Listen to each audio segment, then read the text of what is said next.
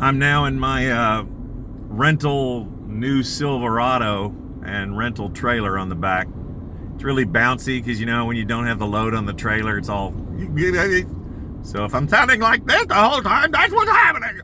Anyway, I'm on my way to get it right now, and you will soon see what I got. And I'm going to do some explaining as to why I got it. Trust me, it's going to be a fantastic thing. But it's totally unlike anything you would ever imagine me having. I've had a lot of Corvettes. Some were race cars. Some of them were 2,400 horsepower turbo cars. This is going to be way outside the realm of what you're contemplating. So let's go get it. But first, sashimi. Oh, hey! How's it going? Just out here in my garage area, well, off to the side of the garage, and I'm I'm just out here testing hybrid battery cells. Wonder what that could mean.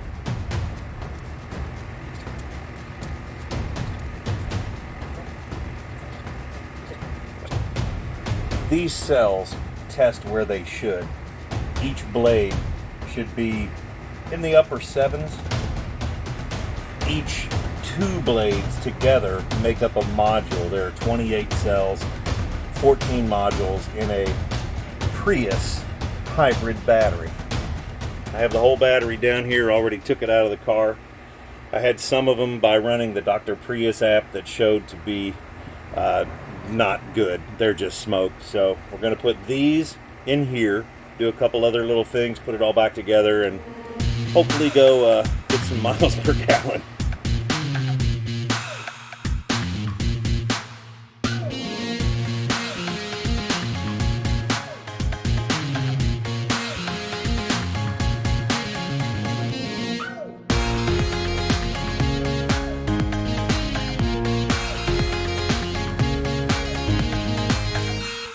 Look, first of all, I know a Prius is never, under any conditions whatsoever, cool. However, I did well on this car.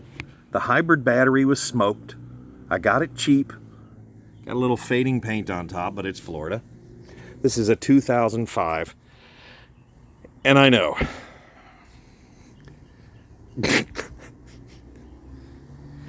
They're almost identical, right?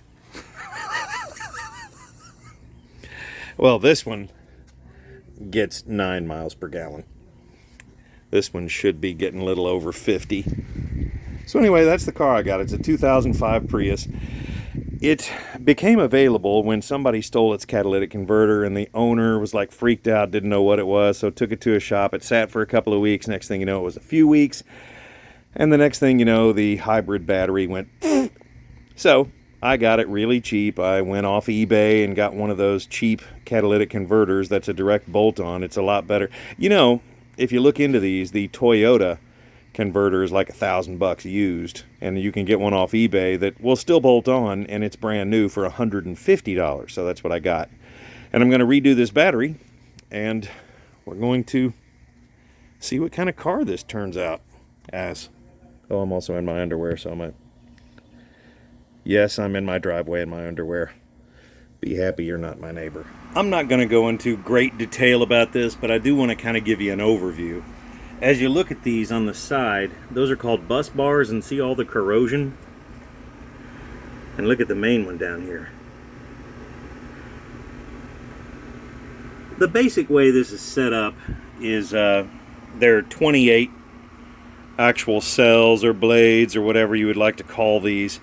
And 2 of them together make up a module. When you're looking at like the Dr. Prius app or something, it's very self-explanatory. Lots of people have done videos like that. But one of the things everybody does is remove these bus bars, which attach these 2 at a time. Up inside there's a little brass piece behind there. I'm going to take those off and fix those too. But what I have to do first is remove all of these and get them soaking in vinegar, and then start to take the rest of it apart. I took the bus bars out and the nuts that hold them, and now they're soaking in vinegar with a little bit of salt in there in a few minutes here, probably about an hour, honestly. I'll put some baking soda in there too to get it really bubbling, but I'm trying to get through most of that oxidation first, get it softened up. Now, one thing about a hybrid battery, without getting too much into this, is that all of these modules have to be very close to the same output. So what I'm going to do is go down the line, positive, negative, positive, negative, positive, negative. I'm going to go positive, negative, and see what it is there. Switch the probes, go the other one, and then we're just checking each one to make sure they're very close.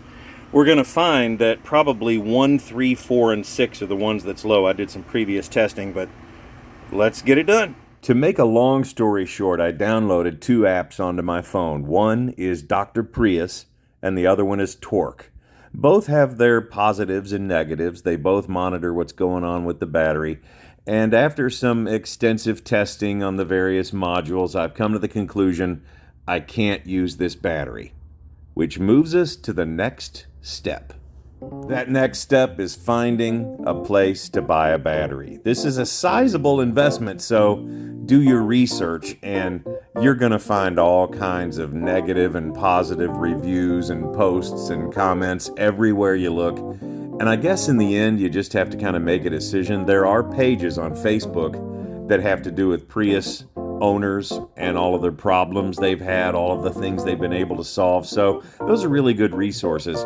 But in the end, you're going to have to kind of take a leap of faith. When you're dealing with a reconditioned or otherwise used battery, there can be problems. And lots of these manufacturers and reconditioners, restorers, let's say, have different plans. You can get everything from a 1-year warranty to lifetime warranty, and make sure you check out online all of the feedback people have about each company, because mine eventually led me to Green Tech Battery, which has a location in Clearwater. That's very close to my house.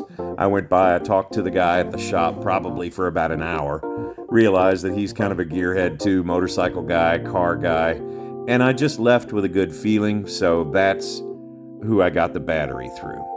Here in a couple of days, you'll see that there's going to be a new Green Tech battery in the back of this car, and I've not seen any other code, so it looks like this is going to solve it.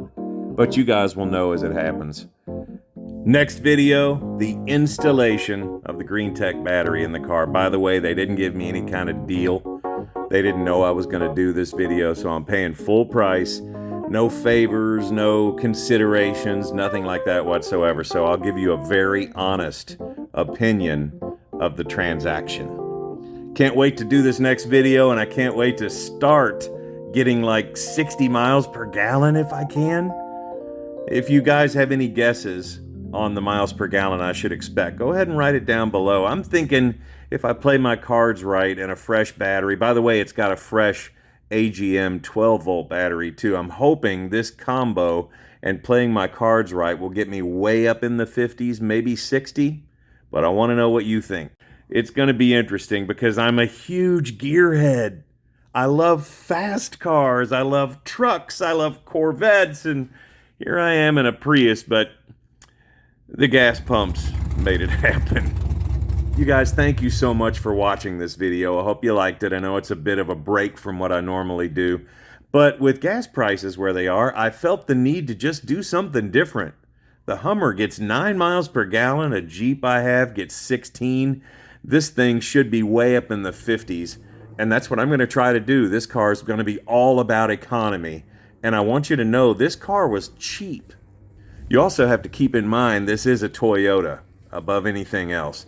Toyota's dependability is second to none, and the more times you look into reviews of Gen 2 Priuses from 04 to 09, I believe, they're stellar. People love these cars even after 200,000 miles. You and I are going to go on this journey together and see if a Prius makes sense for you. It might not, and it might. It's going to be fun, though. Make sure you like and subscribe to my channel, please. And I'll let you know what's going on with this car as soon as that battery's in it.